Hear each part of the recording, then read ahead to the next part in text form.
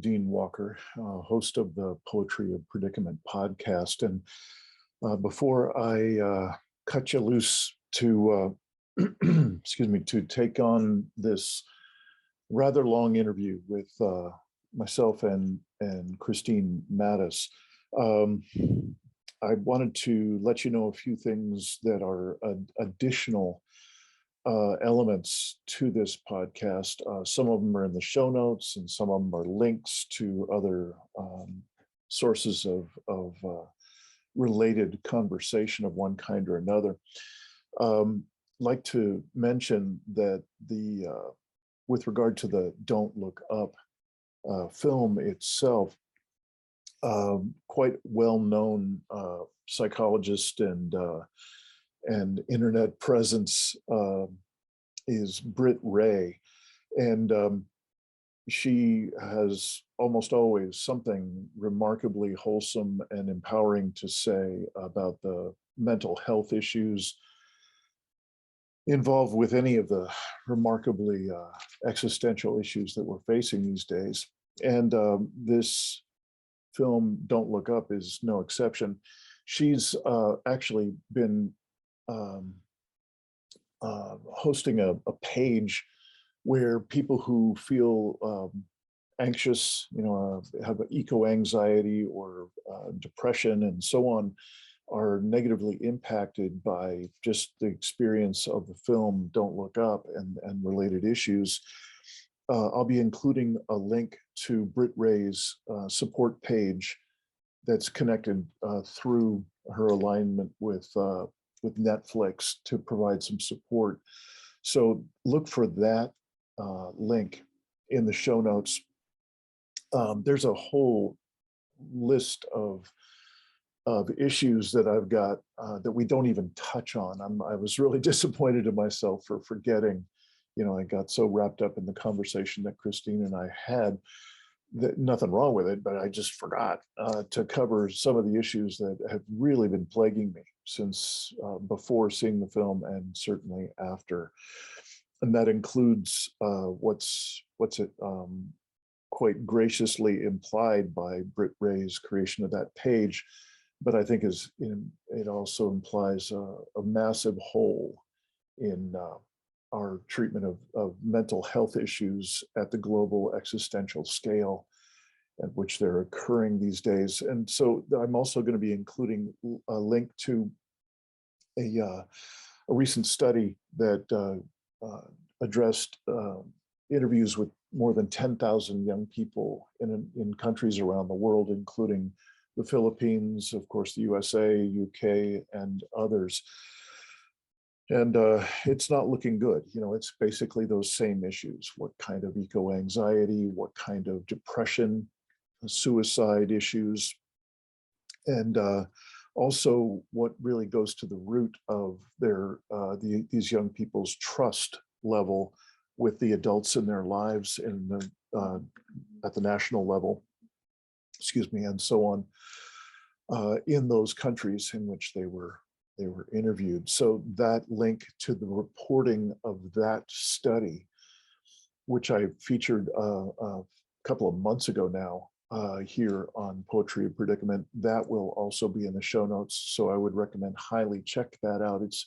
It's one of the most remarkable reports about a study that I've ever seen. It's remarkable, mostly women, a number of women of color, and it is just crystal clear, very heartful, very real. So I would recommend that.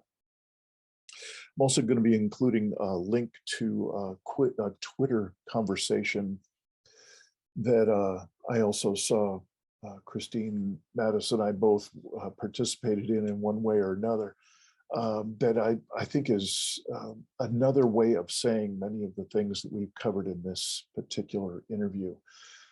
So for those of you who enjoy that kind of variant of the conversation, a la Twitter, perhaps you'll find some amusement or education or alignment there.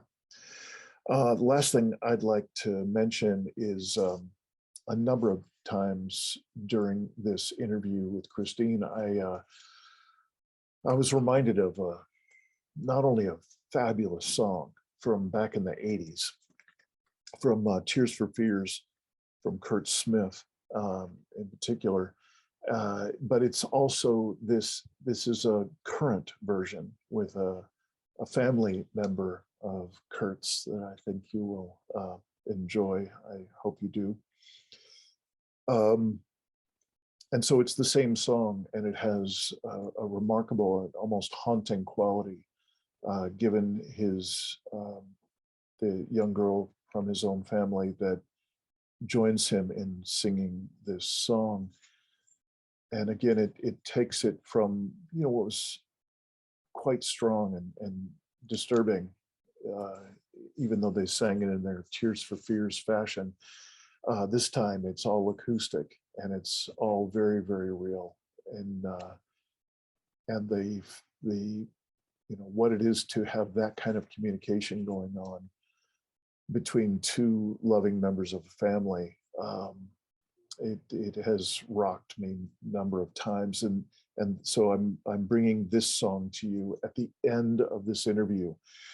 So if you get tired of, it's almost an hour and a half long, this interview. If you find yourself drawing to the end of your attention span, I'd recommend go ahead and let yourself shoot on to the end of the podcast and enjoy this song.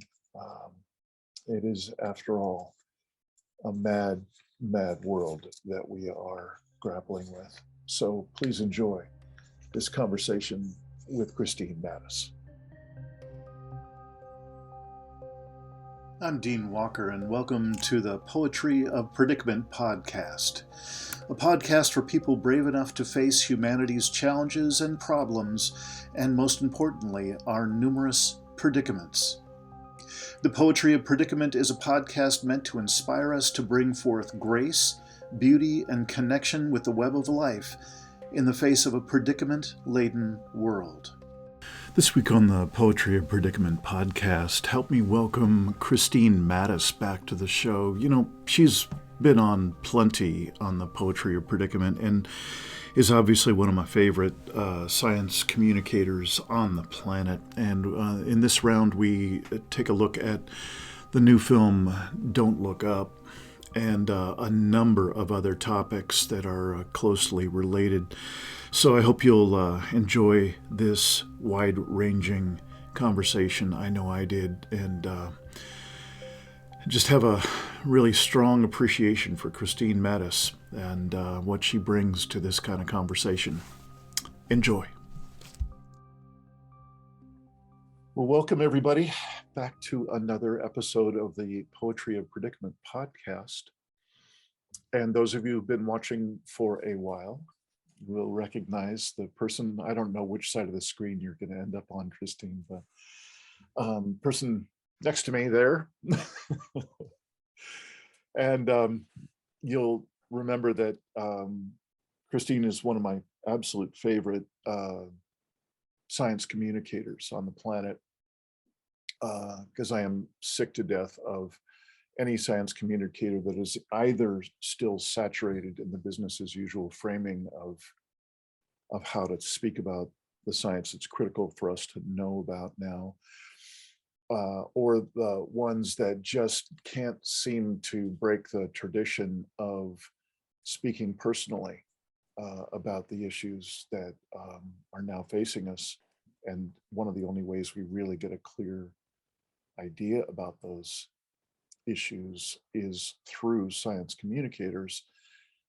And I personally just don't trust anyone anymore who's trying to convey that caliber of information without bringing some amount of personal reporting, personal disclosure of how that's impacting you. I'm now looking at you, Kristine. It's just it doesn't work for me anymore to just sit back and watch someone like Michael Mann, who I don't know if you've had a chance to see that brief series that I did, that I spoke about you a lot in, actually, about science communicators.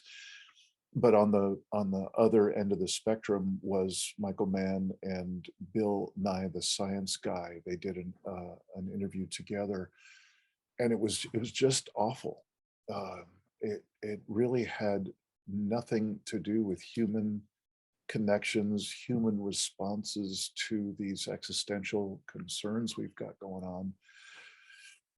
And so it is always a breath of fresh air to be able to get back to a person like yourself who fully has the capacity and the articulation to be able to,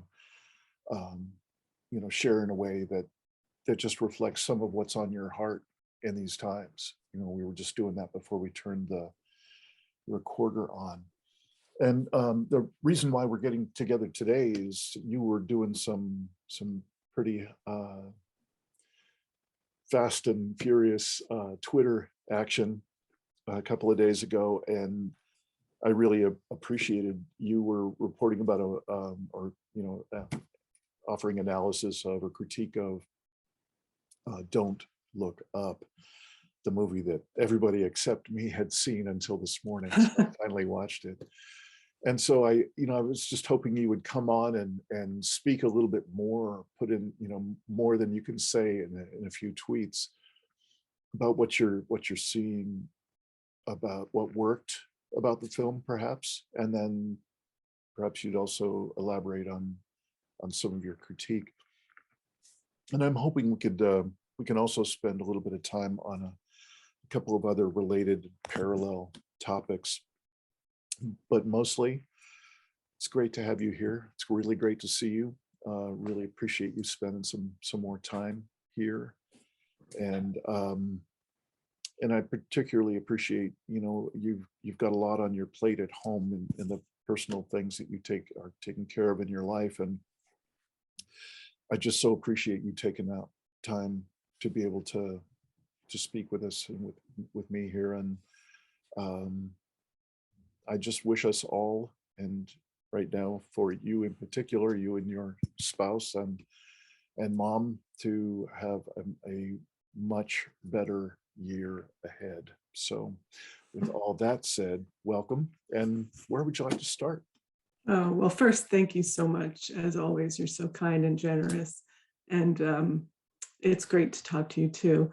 And I relish these times to be able to speak and discuss these kinds of things. I don't have a lot of time anymore, at least not, I try to use Twitter because I only have little spurts and I can't write long form and I can't take a lot of time as I used to. But anyway, I guess we can move on to the movie because that's what we were here to initially discuss. And what you said had me thinking, especially about Michael Mann and Bill Nye. I think what your critique of them, as opposed to maybe the kind of science I communicate, I think is the same critique that I have of the film, the same critique I have of science in general and what's going on in society, and this whole follow the science mantra and this whole realm of science. What is scientism? It's the new belief system. And I think it can be just as problematic as, magically thinking about any kind of religion or any other kind of forms of magical thinking. Yes, science is a little different. Yes, science is supposed to follow data, but science in practice isn't what science in an ideal situation is. And beyond that, so I was going to start with my biggest critique of the film. And I think that comes from the fact that the paradigm of the filmmakers, the paradigm of the people in the film, just like the paradigm of Michael Mann, say, and Bill Nye, is the same paradigm of the society we live in.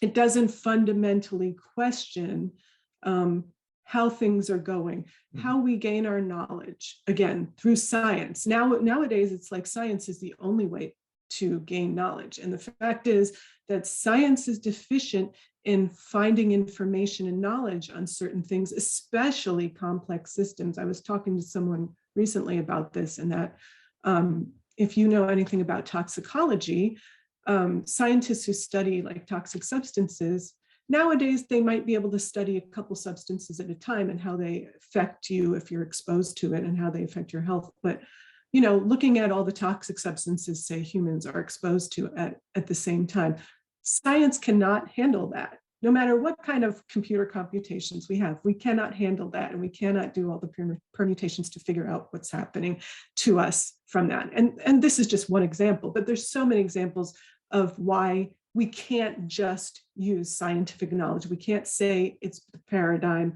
of everything we need to do.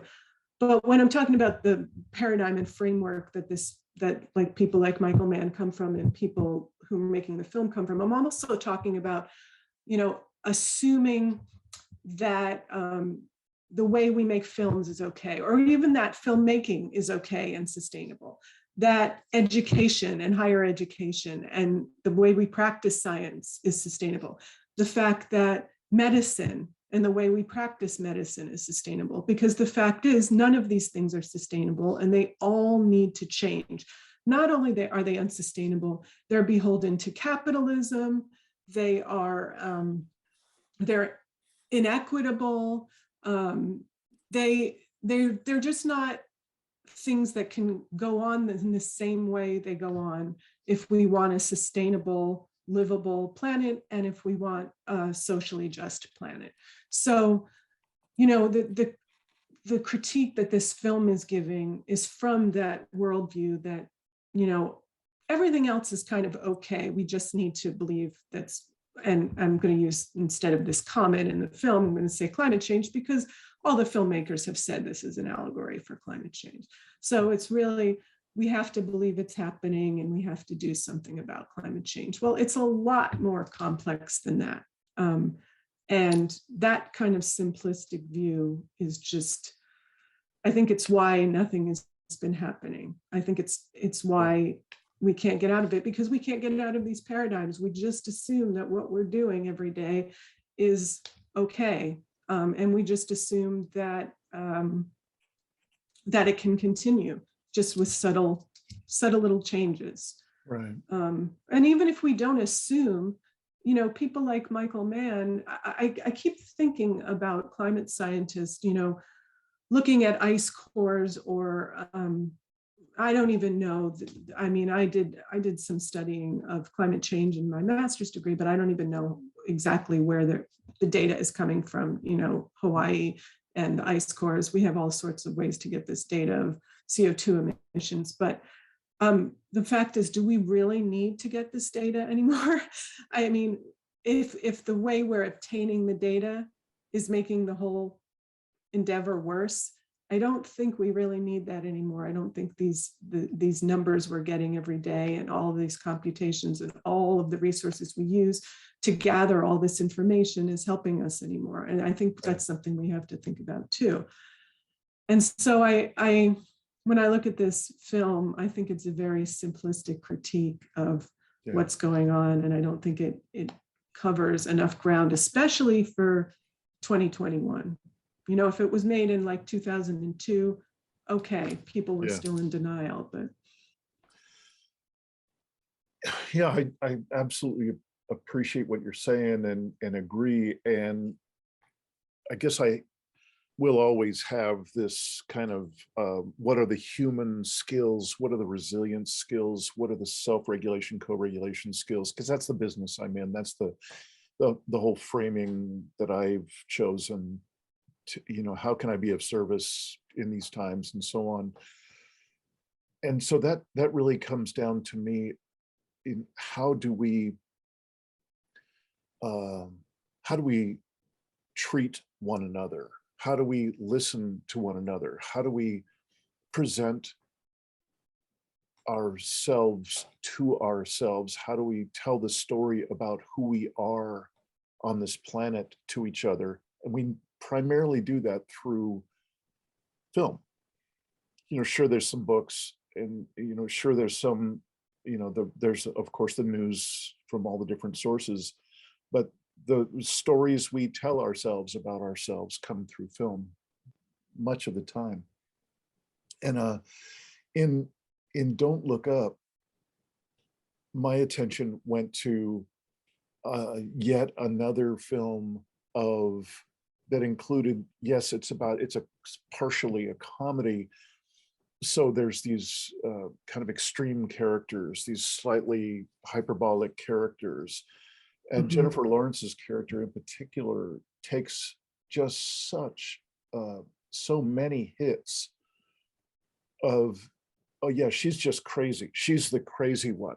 We'll take the handsome, slightly pudgy Leonardo DiCaprio character. We don't want her because, well, she's crazy. And then he goes crazy. And I have to say how they presented them, literally exploding, spewing their emotional reality on people.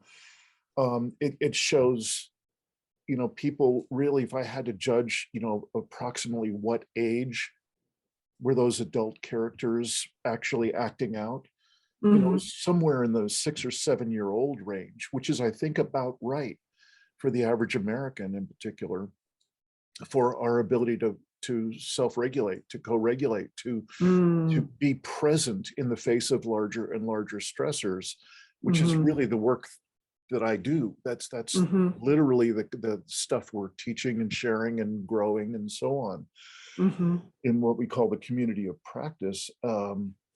Not only is it just embarrassing, like this is really the best we can do to tell a story of ourselves, and this is the best we can show in terms of the adults in the room, the scientists who are seeing, no, this is solid data. This is like this has been reviewed so many times. It's like I would bet my life on it. Here you go.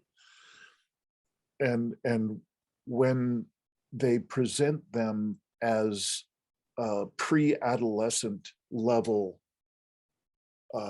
communicators, articulators of their inner reality, someone who really has obviously extraordinarily little ability to be present with other adults and to share something that's of life-altering importance. It's just shockingly derogatory how they portrayed those characters. There was not a single sane, level-headed, person who had the ability to hold space for others, the person who had the ability to share their inner reality in a way that others could possibly hear it.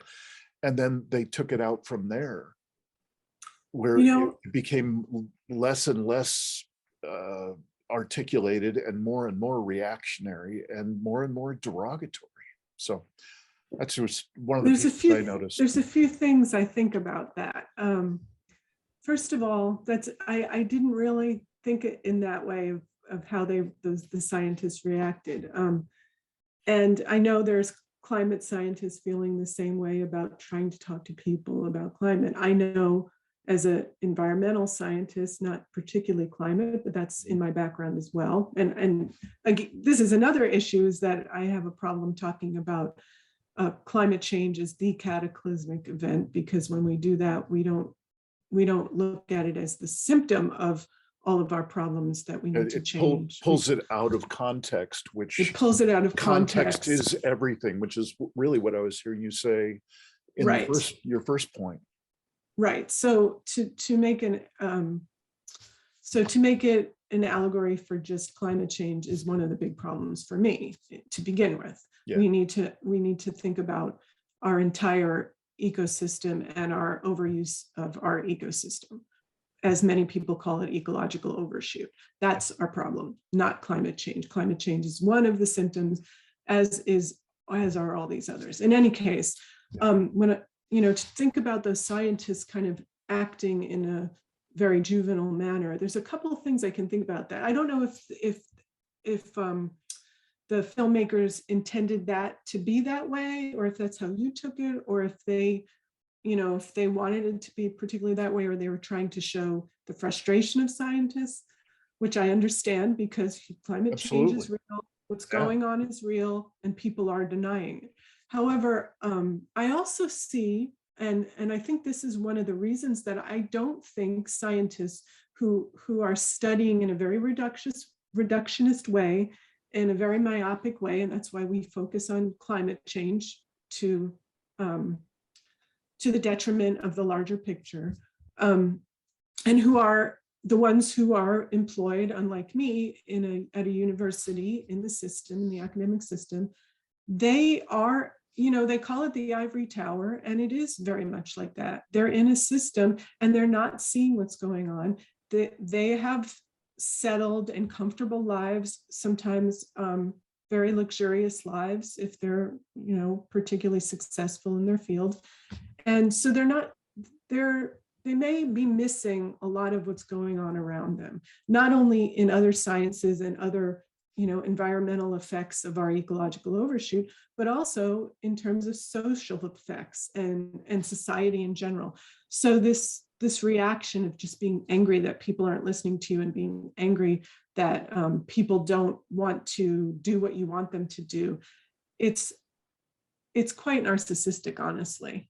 I mean, I do understand it. I understand that there's something really happening and we need to do something about it, but we also need to look at people who are just trying to struggle to get through the day.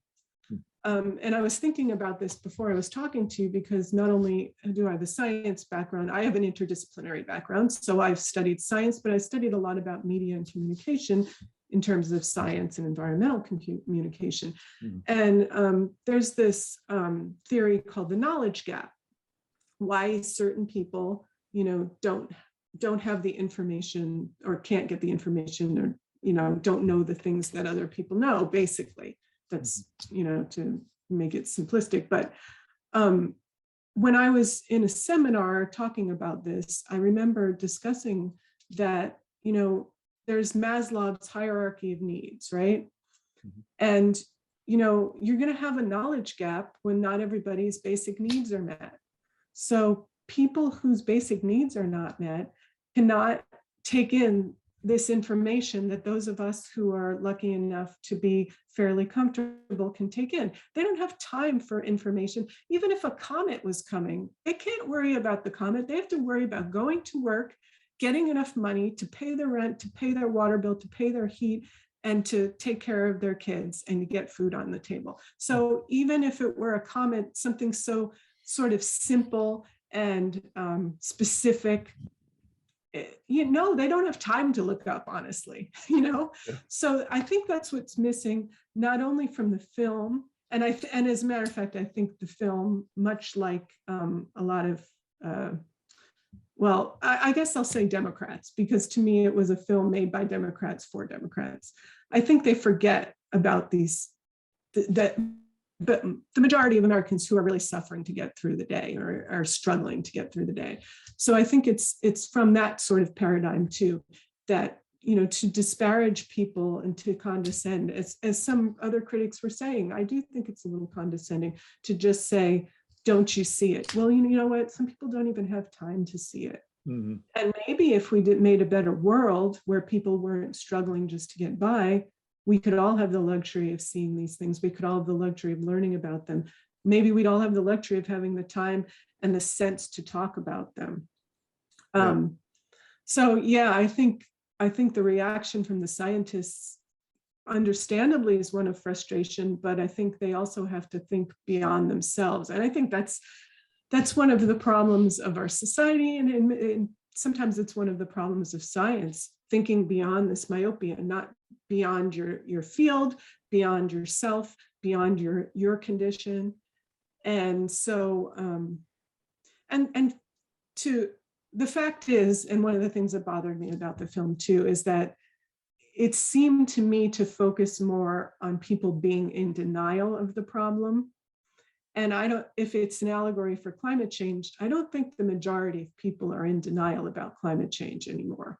I think the majority of people really just don't know what to do about it. And frankly, there's no one in a position of power offering really anything that's sufficient to do something about climate change and the broader picture of our ecological overshoot.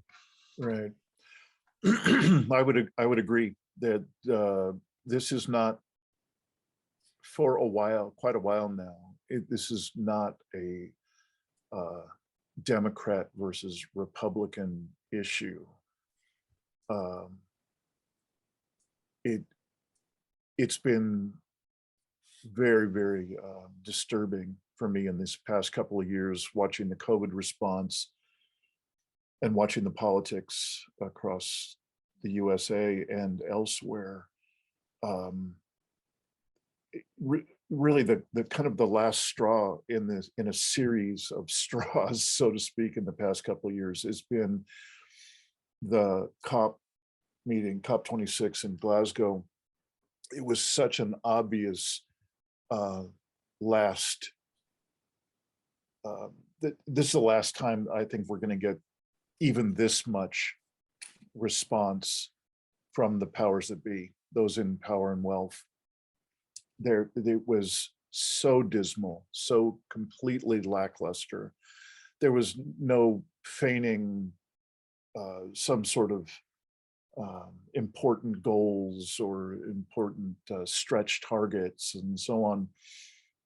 Those days are done, and the message is really loud and clear to me that we don't have a two-party system. We have a mono-party system with some loud characters on the wild extreme ends of that one party system.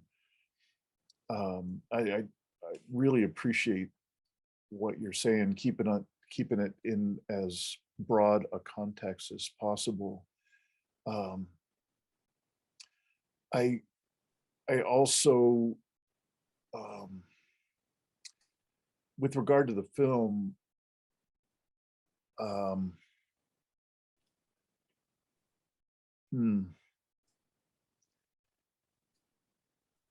you know, it's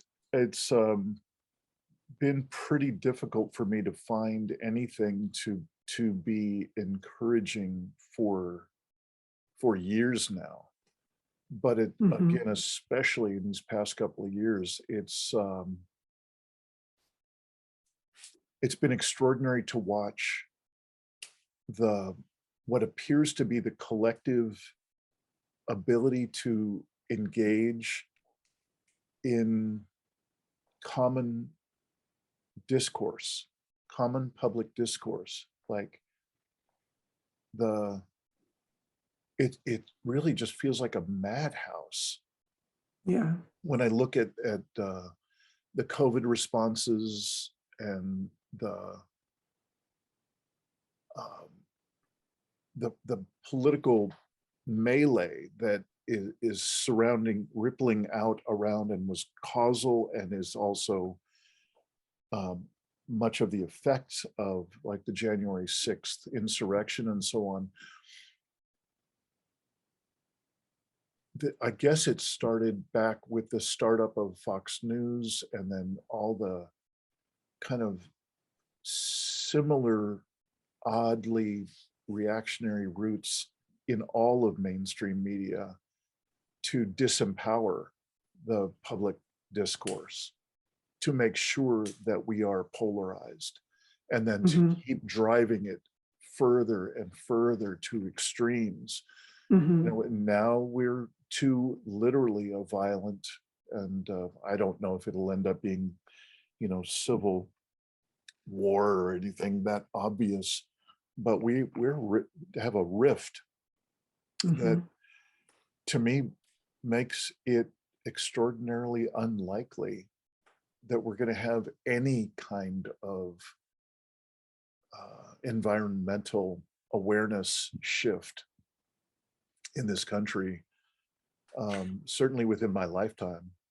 You know, Well, I just don't see it. you know, I think one of the reasons that um, the two-party system is dividing us and, just kind of maintaining business as usual is because the things that need to change to sort of save our biosphere really uh, involve the things that made the powerful powerful. It the nepotism, the hoarding of wealth, the the people in power and their circles and their way of life, frankly, all of our way of life, but their way of life where they really exploit others to be able to live the way they do. And frankly, not only do they exploit others, they couldn't live without the major support of others. They don't do basic things for themselves. They don't clean their homes, they don't cook their food, they don't raise their children, they don't have skills to do a lot of these things, some of the most powerful people. And so frankly, a way of life like that, and that's the way of life for so many people in Hollywood too. That is an unsustainable way of life. It's not a socially just way of life. And these are simple personal things that need to change, but that aren't questioned in our system. And I think the powers that be want to maintain those kinds of things because it makes life easier for them. For they're holding on to dear life for these things, and just the societal status they have, and this the social stratification based on socioeconomic status. We pretend that we want equal society. We don't. We have the most unequal society in the world, in the US. And I lived in New Zealand for a short time, and they were much, much more equal. There's problems there as well, but as a society, they didn't have the same kinds of goals that we have to social status and extreme wealth. And as long as we have that, and it seems like it's so disconnected from, say, climate change or from ecological overshoot, but it's not. It's exactly the problem. And that's, again, why these people who have power and wealth being the voices for this and giving us the solutions, who really want to maintain the status quo for themselves and their lives, they're not going to have the solutions because they're not really looking to change anything. I mean, I heard Leonardo DiCaprio, I saw a little clip on the internet of him saying that we need to fundamentally or radically change, everything around us. And so he's absolutely right. But okay, Leo, let's start with you. How about living in a, I don't know, 1,500 square foot home instead of an extra? How about giving up the yacht? How about stop flying around the world for film festivals? All of these things. It seems so, we all say, oh, no, one person can't do it. Someone needs to be an exemplar. Someone needs to show that this is what needs to be done and can be done. And the whole Hollywood system needs to show that. Putting out this film, it probably is nothing compared to what these people could do if they changed their lives and acted as a model to other people. If you don't mind, I'd love to just feather this point you're making in with what I don't know how clearly I was saying it before about the ridiculous way in which they portrayed the voices of the particularly scientists. The two main scientists. Or they could be the activists, or whatever the character is that's trying to give voice to this important issue that we all need to hear about. And there is something there in what you were just saying about we need some exemplars. There's a way in which we have normalized extraordinary levels of psychological, psychic, emotional trauma. Most of us in this world, in this, the USA and the other privileged countries, there are very few of us that have the actual physical trauma going on. We don't get beaten every day and so on, but I think the levels of the psychic and mental and emotional, psychological trauma get normalized. And I'm starved for one. Let's just use the two scientists and main characters in the film as examples. I'm starved for one of those characters to show up and to actually have a presence that is somewhat magnetic, somewhat, it's so like a person who is transparent, who is real, who is able to articulate these are existential level concerns that I have, and given my level of expertise, I can share that this is a real deal. And we need to have a real conversation. Now, this 12-minute piece in this morning show, television show that I'm sitting on the desk with you all, and you want to keep it light and fluffy, this is not the place for that. So let's set up a special time and let's do a special 1-hour program or longer or series. Then we can talk. Then we can really put this into context for your viewers, because I'm sure this matters to your viewers, but it's not something that can easily be conveyed in this 12 minutes. So that was the choice, again, that the director and writers and so on made for this film to be expressed that way. And I've also been tracking, there have been some very, very encouraging studies recently about encouraging only because they're actually happening. The results of the studies is not going so good. And the studies I'm talking about are about the mental health of young people in a number of countries around the world. Climate Psychology Alliance and others, primarily the CSA in the UK, but a number of folks from the US were also involved with this study that spoke to 10,000 young people in a number of different countries, including the Philippines and USA, UK, and so on. And so there's some pretty good work going on to be able to ask, they're at least up to the level of asking young people, how are you doing? How do you see the adults in the world? Do you trust them? Are you experiencing them really being on the side of life, of environmental concerns and so on?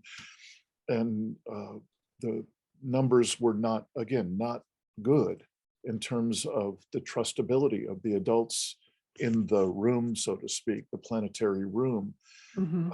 These young people are troubled, and the statistics are bad, as we all know, in terms of eco-anxiety or depression, suicide numbers, and again, just shredding the background fabric of trust that must be there from the young people up through the adults that they're learning from and being raised by. Can I speak to that? Oh yeah, one thing please. I wanted Yeah. to say there is that I think one of the issues is that, as I was saying, what the young people are seeing is they're seeing, ecological collapse right before their eyes. And most of us who have our eyes open and who have the time are seeing it too.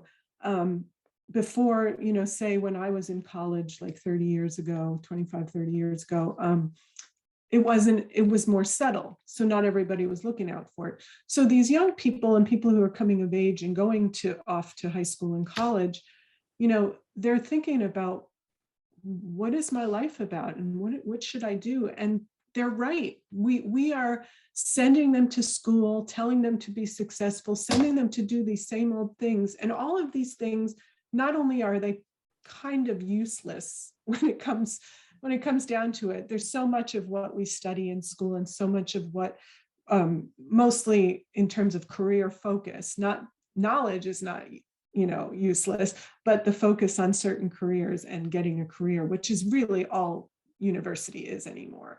It's not a liberal arts education anymore, which it could be. It's really career focused.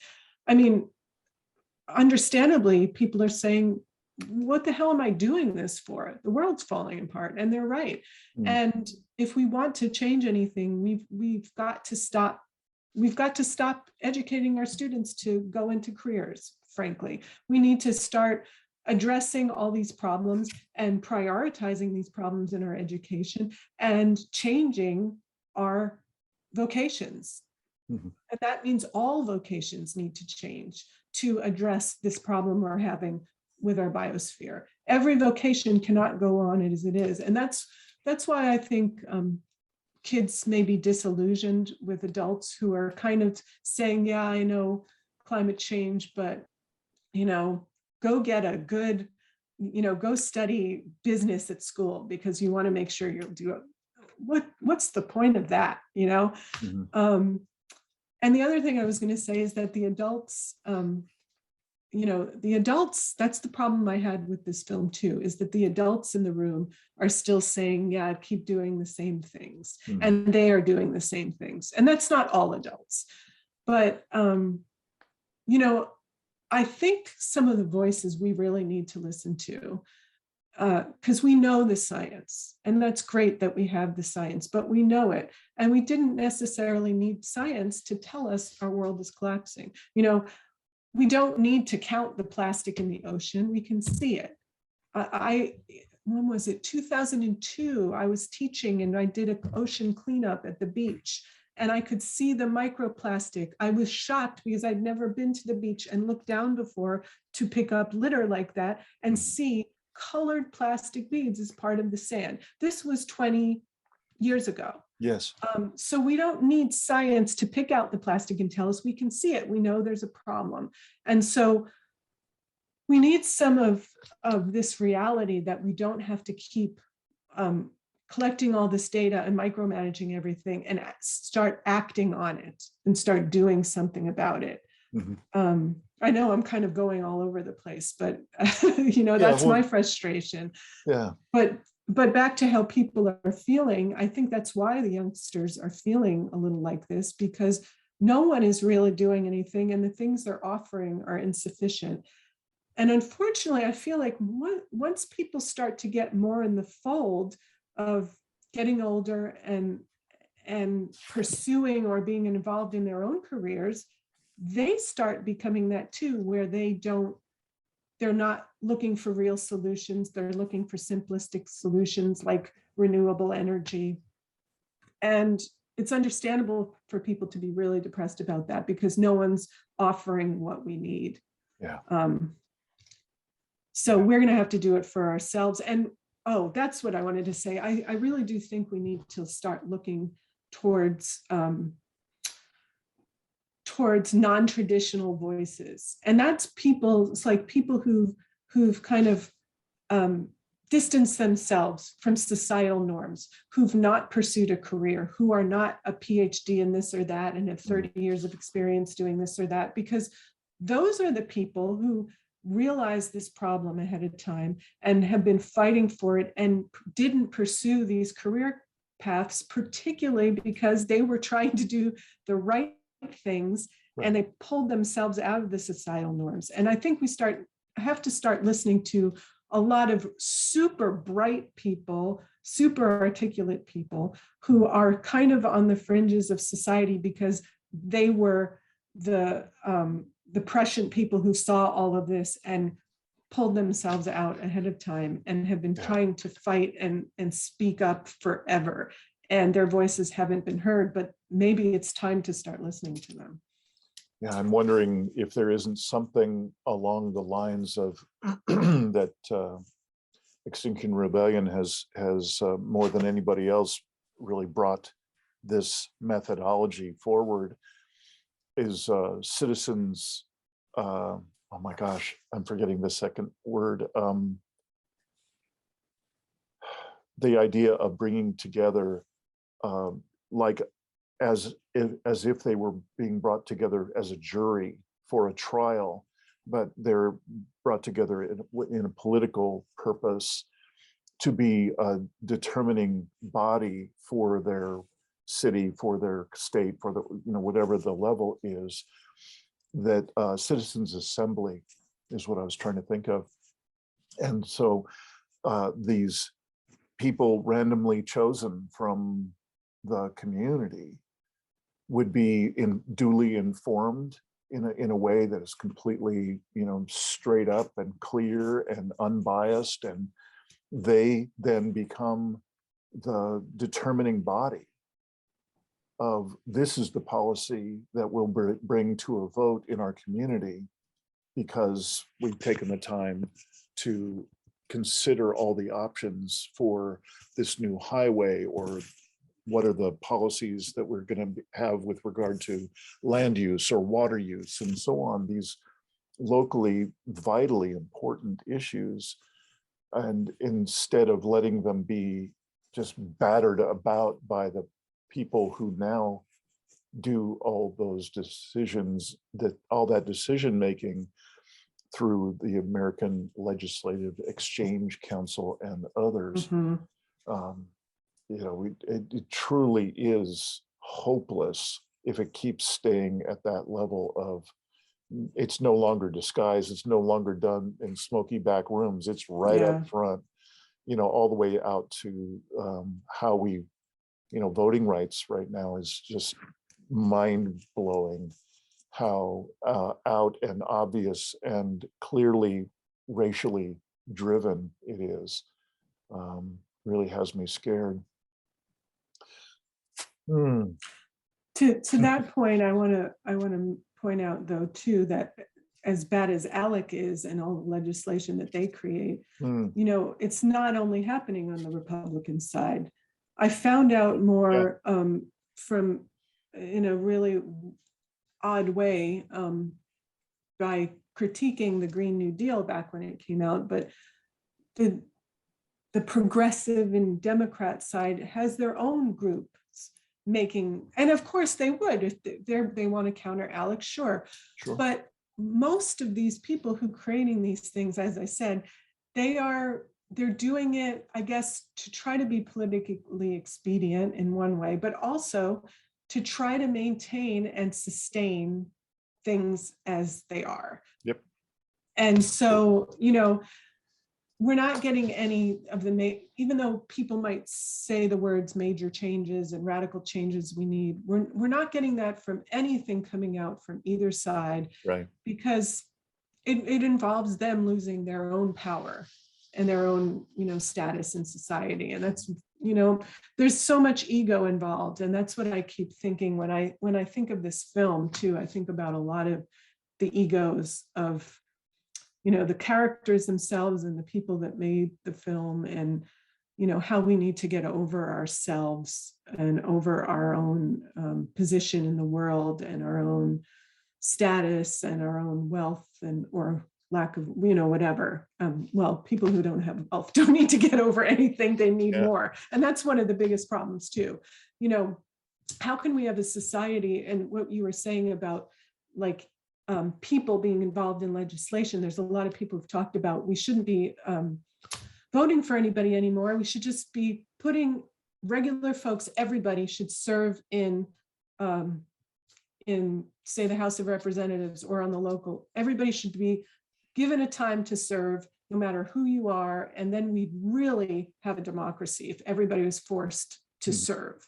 But who can do that? Everybody's just, the majority of Americans are just trying to get by. Who has time to do that? And that's another reason we're in the position we're in, mostly by design. I mean, we can't have such an unequal, inequitable society with so many people suffering just for their basic needs, and also tackle climate change and ecological collapse. We can't do it. And that might be one of the biggest things we need to do, is make a more equitable society. Yeah. I know we're both jumping around a lot. It's like no shortage of material for today's conversation. You mentioned about the education system, especially higher education. And I noticed it was, I think approximately a year ago, maybe a little longer ago, Jim Bendel and others put out a call for what they ended up calling scholars warning, like there's been a couple of scientists warning Mhm. and so on. And the scholars warning was this broadcast out, is what it seemed like. Here we are, scholars from different fields, and we're concerned about the state of the world. And so we want you to know that we're well informed enough because we're scholars. Here's our concern, oh, people of the world. And I don't mean to be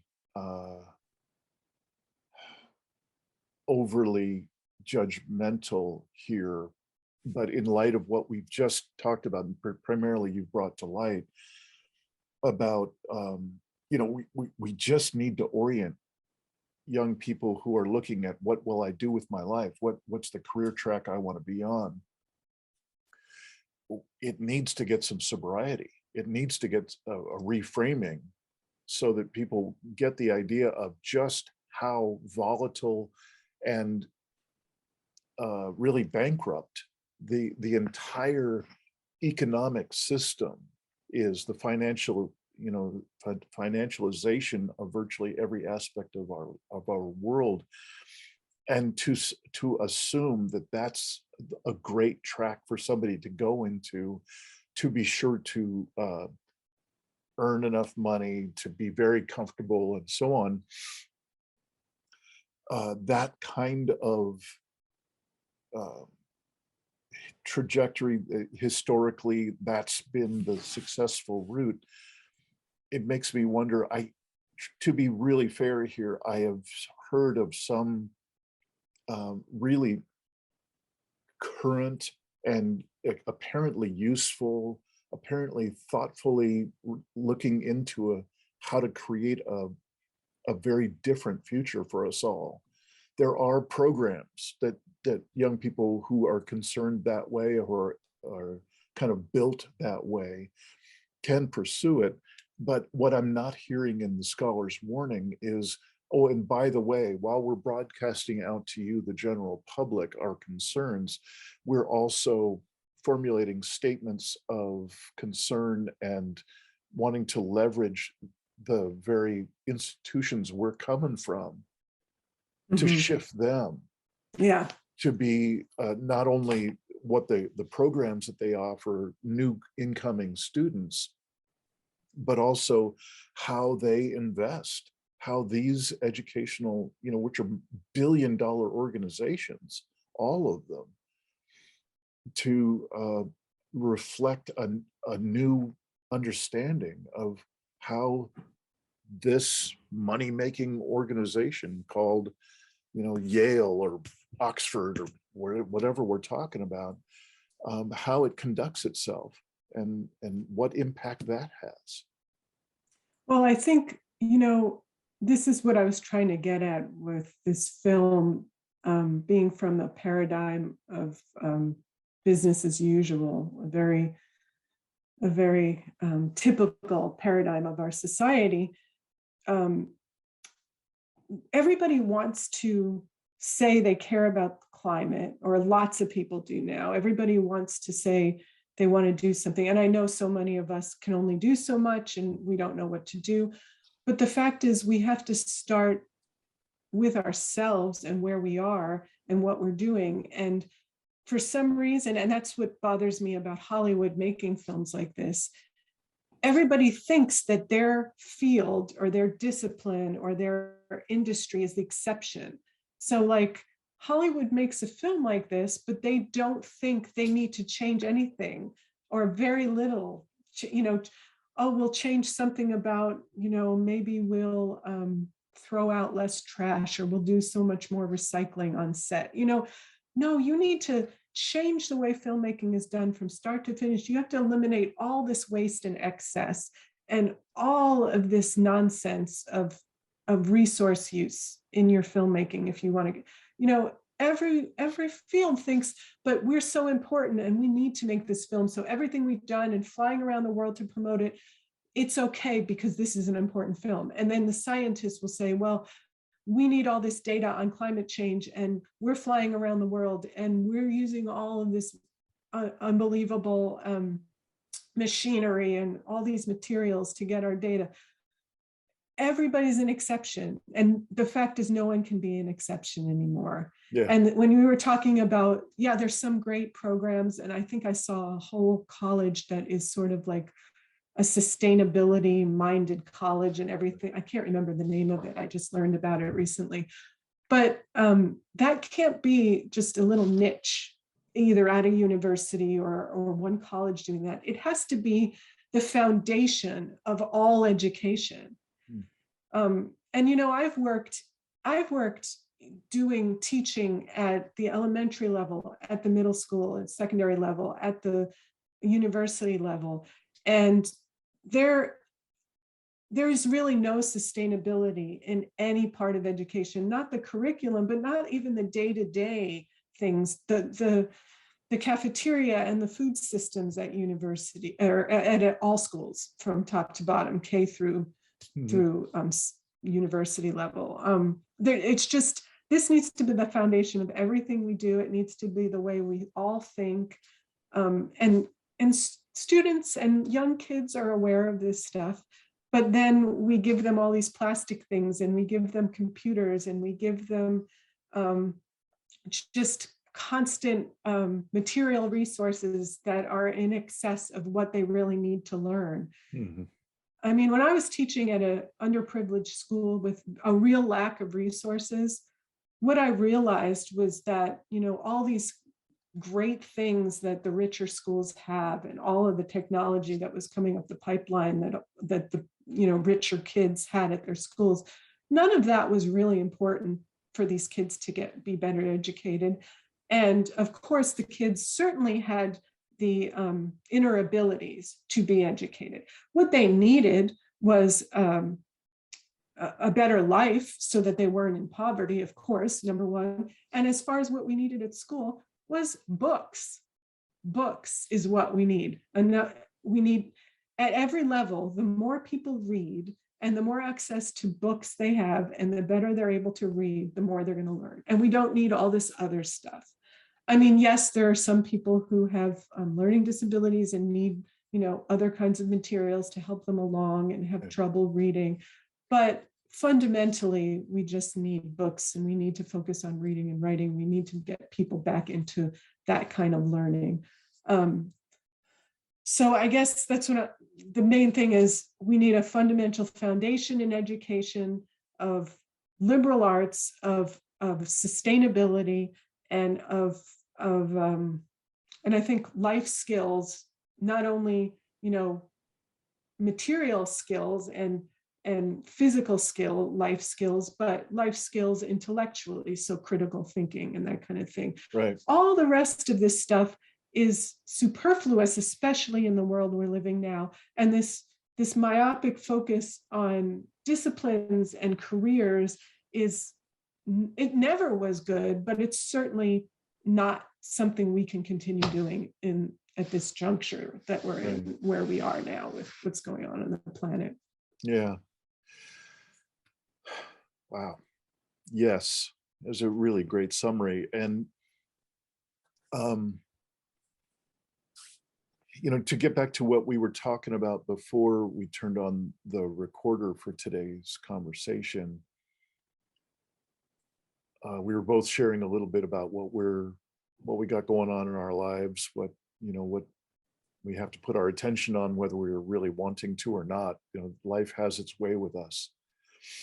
And as soon as you said the life skills part, you know, my orientation is toward this work that I do in terms of articulating and then, you know, teaching people how to expand their capacity to be present in the face of larger stressors. And some call that self-regulation or co-regulation. And in other words, being able to get ourselves back to a sense of center when life knocks us off center.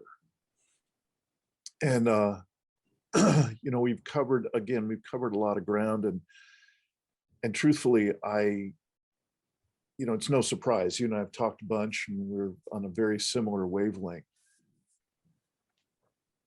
And I'm not encouraged at all by don't look up. There are many ways I haven't quite let it sink into my system yet, that beyond what you've so clearly talked about and what I've mentioned. So I really am brought back to where I'd like to ask us to land today, is to bring it to a really personal place, as much as you're comfortable sharing. And I'm certainly willing to share as well. What are the ways that we keep ourselves sane in these times? What do we do to stay connected with those we love? What do we do to have any hope at all of expanding our capacity to be present in the face of these tsunami waves that are designed to be predatory to our attention, predatory to our sense of center and agency in the world? This is not a benign environment that we're talking about. It's literally a war out there, a battle to keep our attention, to keep our center, to keep our ability to self-regulate in really turbulent times. And so, in the face of all that we've talked about today, it's a daunting stack.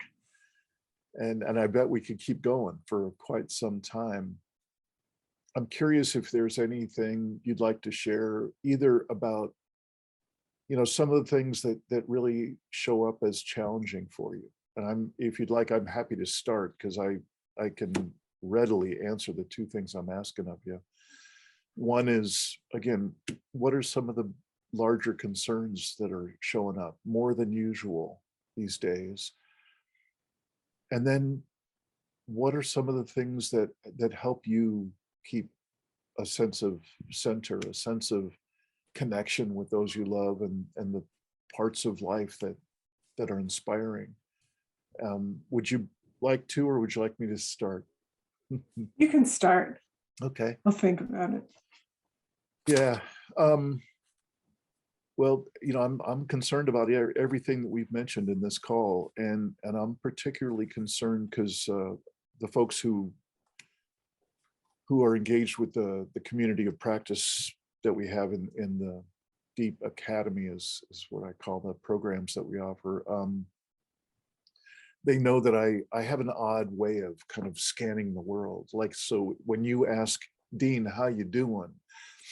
Not only do I look at the physicality and of the world, and yeah, there's this political issue or this environmental issue and so on, but I also look at the energetics of the world, the energetic backdrop that's behind it all, that I think everybody, even if they like, what's he talking about, energetics?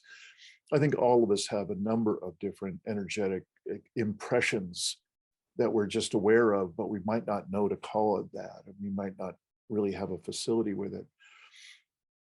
And so I that when you ask Dean, how you doing, or what's a concern for you now, I scan for the energetics, and the energetics of how the planet is doing is even worse than anything we're hearing in the news, and has been for decades for me. And that's really what got me into this work in the first place, because I think the official term for it is we are so fucked, according to Jason Box anyway.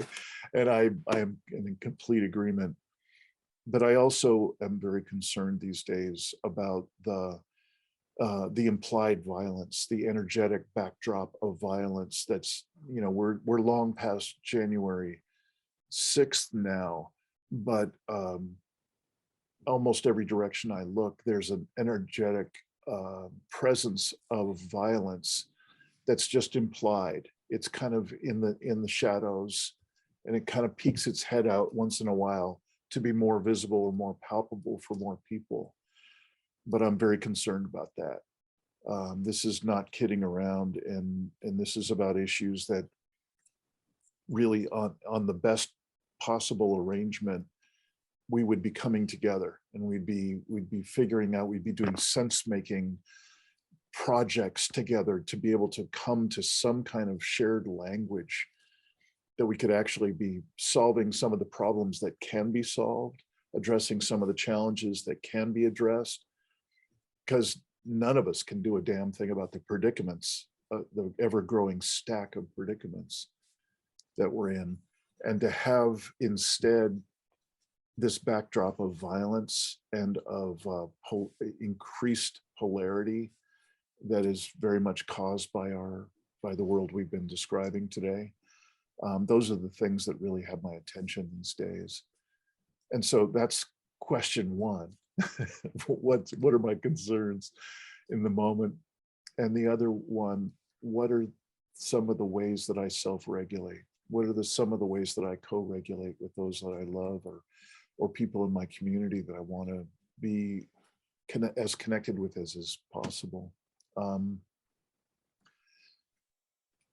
really thankful for the work that I do and that community of practice I keep mentioning, to be with people who I don't have to argue with. I don't have to convince them of anything. I don't have to worry about being judged by them. I can just be, we have the distinct ability to hold space for one another, to have safe conversations, to have, to be able to express our real concerns in the world, and to let ourselves feel together.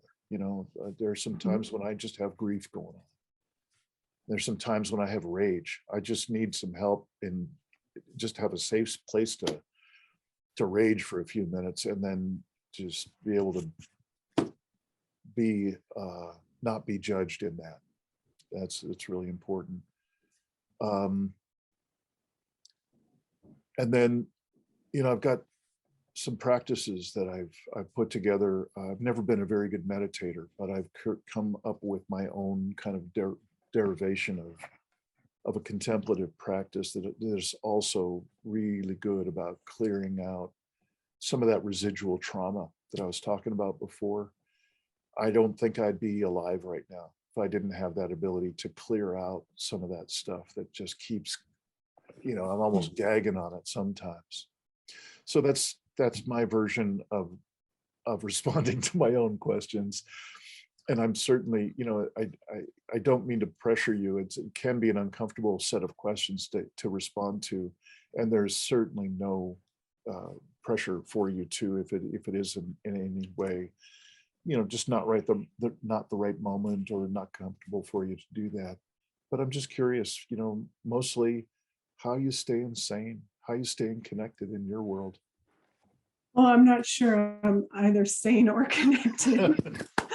But I always feel like, I mean, I've felt this way since I was probably a kid, that it's a pretty insane world. And yeah, I've grown to understand that feeling insane in an insane world is okay.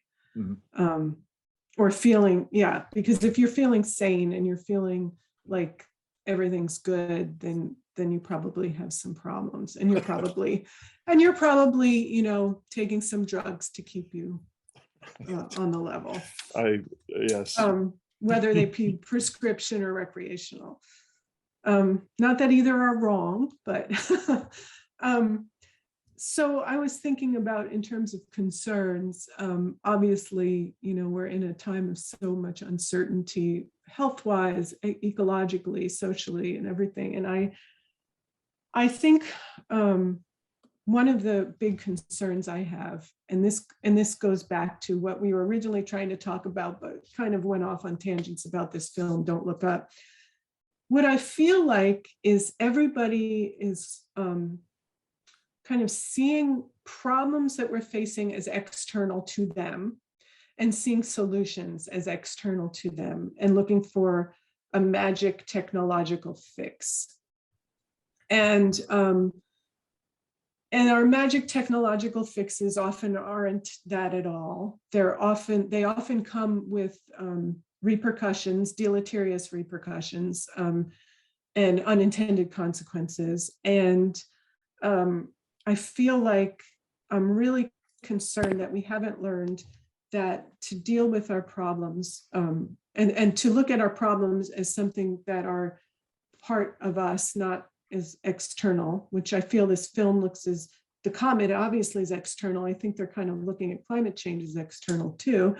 And if they're not, then they didn't do a good job of making an allegory. But I really think we have to start looking for low-tech, preventative, precautionary, and simple solutions to our problems instead of looking for magic from the big tech. And, don't look up, touched upon this with the guy who seemed like, what's the one from Austin Powers, Dr. Evil, Right. he was, but it's, I feel like that in the film, they made him the one image of big tech wanting to capitalize on it. But I think underneath that was this idea that these more ethical big tech people would use their technology. Well, yeah, we would use nuclear weapons and nuclear missiles to shoot down this comet. And that's where I think a lot of the metaphor of the film fails. But it's also where I think where we're failing in society is we're looking for all these big unsustainable solutions to things where we could be using much more simple, much more safe and effective solutions, but they're not economically and politically feasible to the powers that be. So that's the first thing, and that can be broadly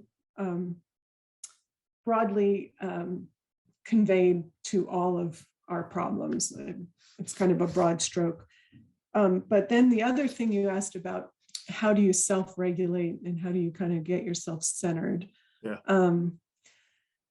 I think, as you said, I think speaking to people, and I don't have a lot of my close friends near me anymore, but I've been trying to communicate with them, obviously on the phone and in this technological way. And I have some friends like across the globe who I speak to, and I'm happy to have met some, new friends and acquaintances who I can really be myself with and not have to censor what I'm saying. And I think that's important, is being able to have people in your life who you can just vent, and you can feel like you're not being judged. You can say anything, you can be yourself. I mean, ideally, this would be our lives always. Yeah. But we're in this, and I think it could be more that way. But I think it's really the powers that be who've created this polarization, who've created this brainwashing, partially because they've created a brainwashed version of what our lives are supposed to be like, and what we're supposed to aspire to, and what we're supposed to be doing,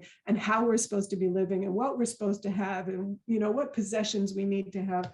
So I think a lot of our holding back and putting up walls and not being able to be ourselves is because of those things. And if we could get those things away and realize that those people who are putting those conditions on us are the ones who are causing our pain and causing the problems, and not each other, that would help. But in terms of censoring yourself or centering yourself, I think finding people that you can not have to censor with when you speak is really helpful. And I'm so happy to have some people who feel that way about me too. It makes me feel good.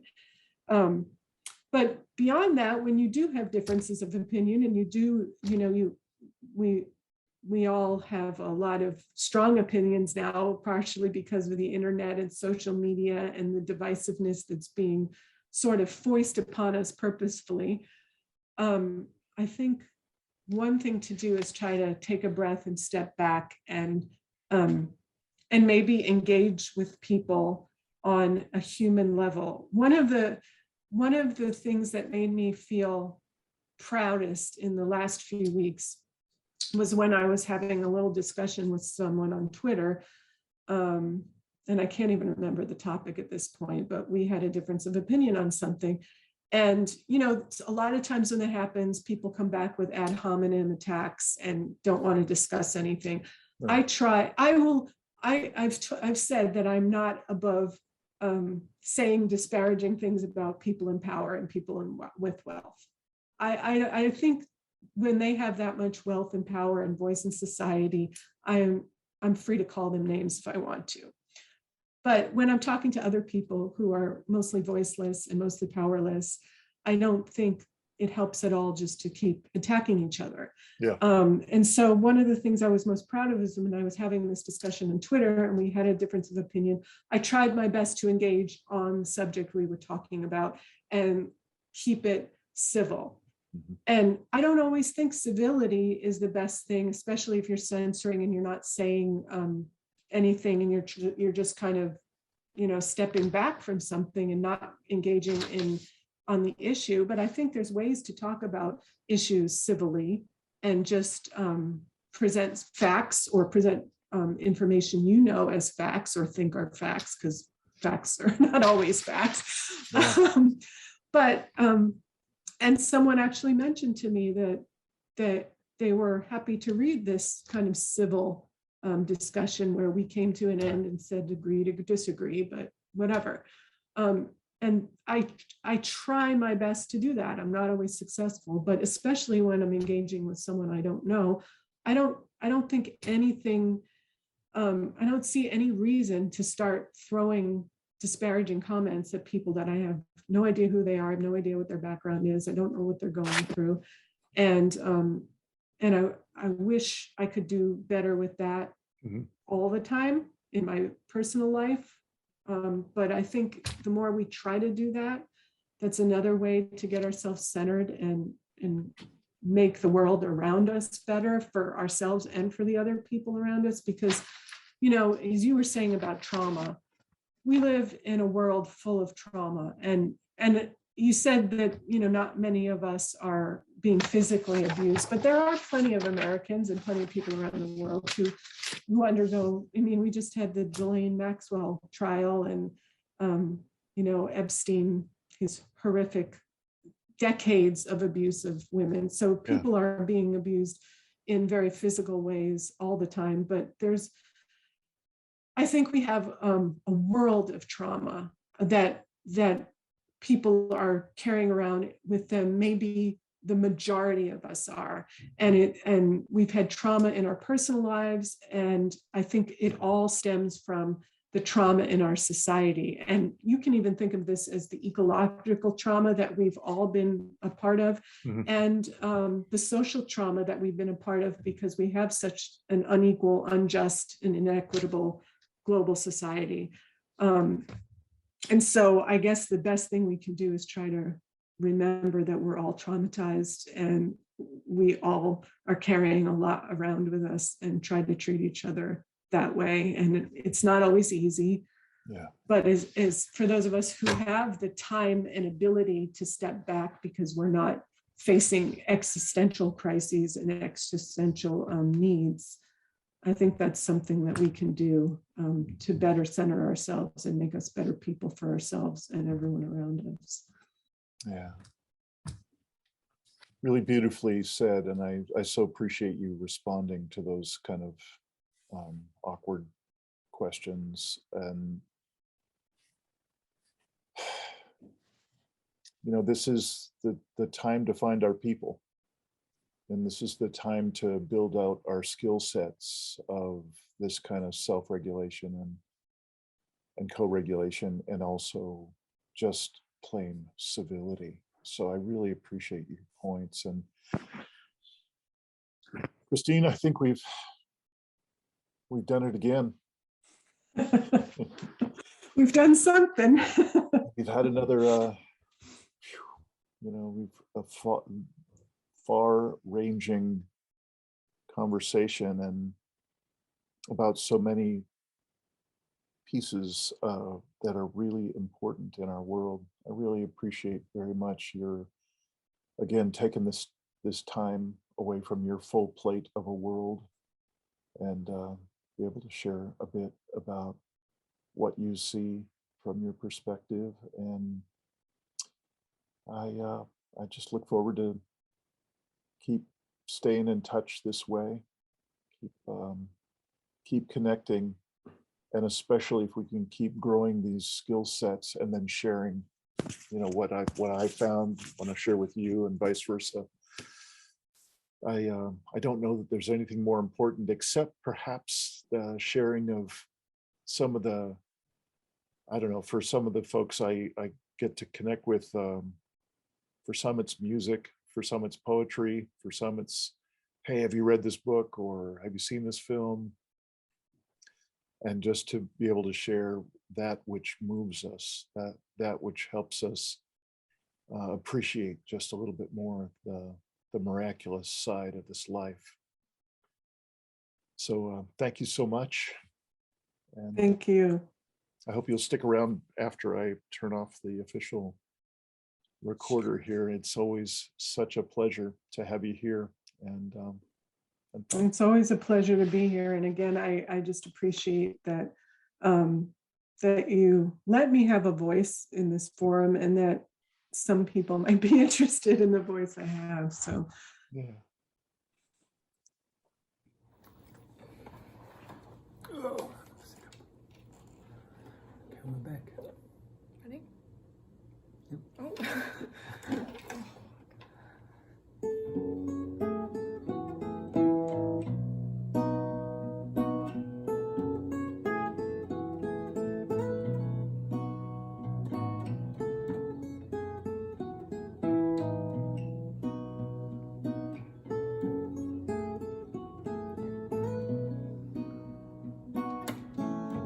All around me are familiar faces, worn out places, worn out faces, bright and early for their daily races, going nowhere, going nowhere, and their tears are filling up their glasses. No expression, no expression.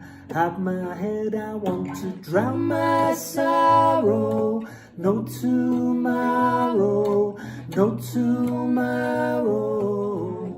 And I find it kind of funny, I find it kind of sad. The dreams in which I'm dying are the best I've ever had. I find it hard to tell you, 'cause I find it hard to take. When people run in circles, it's a very, very mad world. Mad world. Mad world. Mad world. Children waiting for the day they feel good. Happy birthday, happy birthday.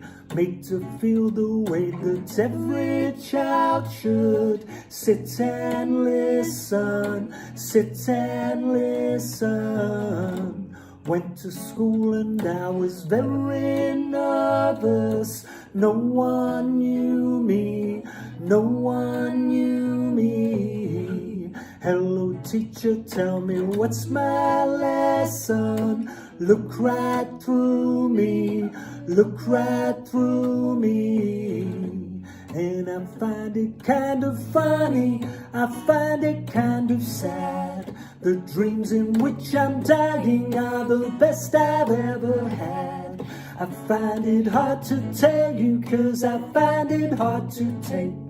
When people run in circles, it's a very, very mad world.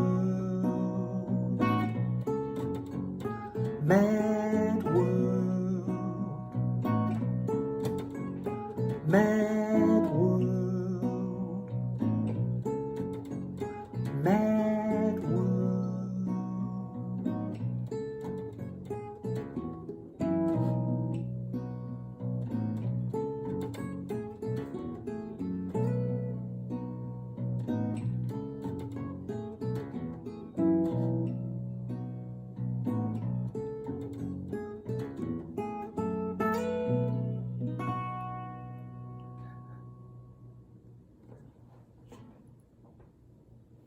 Ow!